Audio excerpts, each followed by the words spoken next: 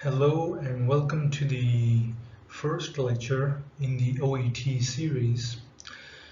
So this first lecture, I will be covering every single aspect of the OET exam, ranging from its basics that we will be discussing right now, and also at the same time separately discussing the various sections of the OET exam. So without further ado, let's begin discussing part one of the OET course, which is reviewing the basics. Because obviously if you want to succeed in the OET exam, if you want to know how to attempt, how to prepare for the various sections of this exam, you need to know the basics. So this is the definition, it's quite self-explanatory.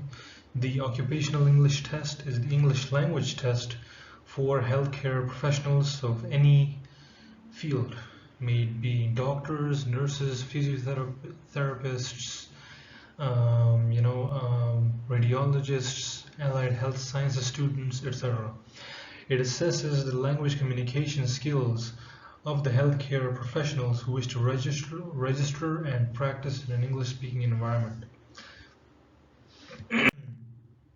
So these are the countries or nations in the world where you can practice medicine, you can practice being a doctor, by having given the OET exam, especially the UK, because many students nowadays either opt to give the USMLE exam or the PLAB exam, right?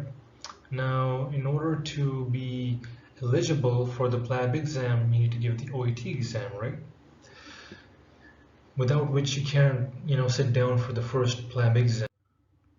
So, coming to the importance, which I just mentioned, is that giving the OET exam makes one eligible to sit for the PLAB examination, right? As well as after you've given the second PLAB exam, you can, register with the GMC, the General Medical Council, after which you can, if your application is a success, you can start practicing medicine in the UK, right? And I've given the link, right here. This is the link right here, which you can click, and you can go visit this website and thoroughly go through the detailed guide, of the PLAB 1 and the PLAB 2 journey, when and where to give the PLAB exam, right? Now this is a discussion for another presentation. So before I go into the overview of OET, the Occupational English Test Exam, you need to know a very important thing. The OET exam, when you decide to give the OET exam, you have to be really smart about the date you're going to choose to give the OET exam, because depending upon your plan, to give the PLAB exam, you might want to reconsider the date you've set for your OET exam. Why? Because the OET test results have a validity of 2 years, right? So for example, if I want to give PLAB coming June 2021, then giving the OET exam right now is not the best option, because if I give PLAB in 2021 June, and then if I give PLAB part 2 at the very end of my house job, because that's the criteria for PLAB 2, you can't give it before your house job starts, or in the mid of house job. You can only give it at the end of your house job or right after house job. So by the time I give my PLAB 2 exam and register myself with the GMC, the test results might have already expired by then, or are going to expire soon, within a few days. So it's best to give the exam, the test, at such a date, which later on would benefit you, because then you'd have enough time to register yourself with the GMC, give the PLAB 2 exam, and remain safe. So now let's discuss the overview. Okay, so the OET exam, lasts for about 2 hours and 45 minutes, right? So it's not that much of a long test, right? It's only 2 hours and 45 minutes, but the key aspect of the key importance to gaining success in this test is that you have to be really smart about the time that you spend on each and every single question.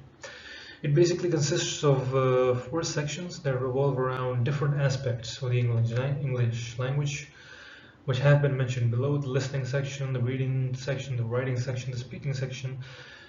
And this right here is the time limit for each and every single one of these sections, right? For each and every single one of these questions. Now, out of these 4 sections, the third and the fourth section are a bit tricky and tough, because your English has to be really, really strong in order to write an expert referral letter, right? Similarly, your English language, as well as the ability to communicate fluently and effectively with your patient, should also be really, really excellent. And the only way to practice this is by speaking, learning, expanding your vocabulary, as well as communicating with your friends and family members in English. Because then you get the hang of speaking in English, and then speaking in English with your patients or with your fellow doctors is not going to be too daunting. It's going to be relatively easy, because your tongue will have developed a muscle memory to speak in English fluently. Let's move on, shall we? So, how are students who give the OET exam are scored? Well, they're scored between a score of 0 to 500, right? And within the score are different ranges, that have been given different grades. So if someone gets a score of, say, between 450 and 500, he will get an A grade. Similarly, 350 in between 350 and 450, he's going to get a B grade. If the score is in between 200 and 350, he's going to get a C grade, and if it's between 100 and 190, it's a D grade, and 0 to 90, it's an E grade.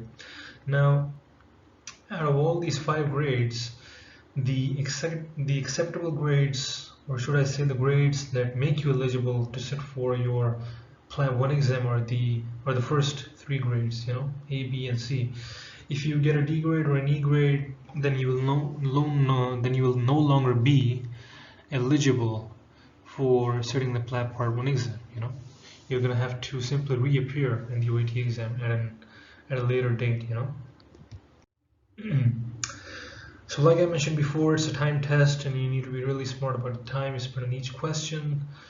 And if the key to gaining success in this test is to simply focus on your own paper. Focus on your own paper. Focus on attempting each and every single question correctly, and not focusing too much on other people's papers and how other people are doing in their test. And also don't focus too much on whether you are performing right or wrong in your exam. Just focus on trying to get the question you have to answer correctly, and then just keep on moving. And if at some point in the test, if there is a question to which you don't know the answer to, despite having listened to the recordings or carefully gone through the text or whatever, then just don't leave it blank. Just simply make a guess and then write that guess down. But do not, I repeat, do not leave that question unanswered. Do not, because there is a chance that the answer that you've given for that question is going to turn out to be correct, and you will have gained an extra point. So how do you prepare for this test? Well, this test, if your English language is good enough, then preparing for this test won't be too difficult. But if your English is like somewhat really poor or like satisfactory, then you have to prepare for this test weeks or months, I should say, preferably ahead of time. try, reading English, English language material, like, novels, watch a few movies, TV shows, talk with your colleagues in English, your friends, your family members in English, right? And at the same time, grab a few, practice books. You can also, like, instead of buying books, or if you're not unable to buy books, you can simply download PDF books for free. Or you can simply go onto YouTube, because YouTube has millions of such practice tests. I myself, when I was preparing for my OET exam, I not only consulted the book, but in order to practice the tests, as many tests as I could, I just went on YouTube, right? And the links have been provided in this at the end of this presentation, so you can go check them out, and it will benefit you. And like any other task that you do in daily life, maybe studying, watching a movie, uploading videos on a YouTube channel, whatever work or hobby or task that you have to attend to, don't think of it as a burden, okay? Make it fun, make it creative, So if you're, like, embarking upon this journey, to the OET exam, right? So just make preparation for this exam fun,